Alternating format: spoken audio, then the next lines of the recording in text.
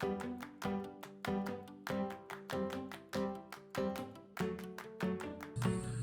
my name is Christophe Fourny. Welcome to my studio in Brooklyn, New York.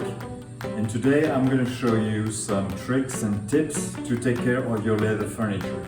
So here are a couple of household products that I like to use for maintaining and taking care of leather.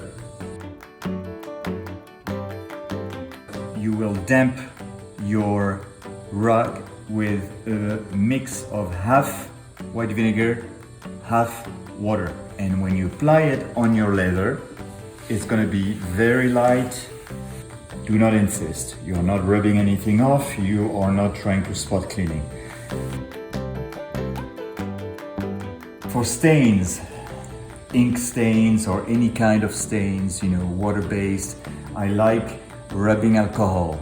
A little bit of rubbing alcohol on your rag, and you may remove a lot of imperfection, a lot of dark stains with rubbing alcohol.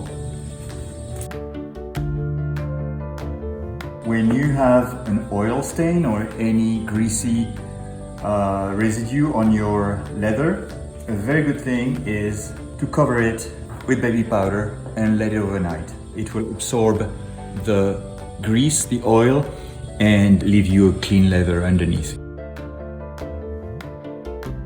Now it's great, for leather to age and to show patina. A lot of people actually like this look, but that doesn't prevent you from time to time to take care of and moisturize your leather. So this with a good leather cream, as I said, or some kind of cleaning milk. You take a small amount on a rag and you just apply. I'm not getting rid of the patina of the leather, but you can see at the same time that I give it back some life. I can really see a difference between what I treated and moisturized here compared to the dryness of this part.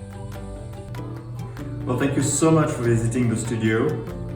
Keep your furniture beautiful and don't forget to subscribe to House Beautiful.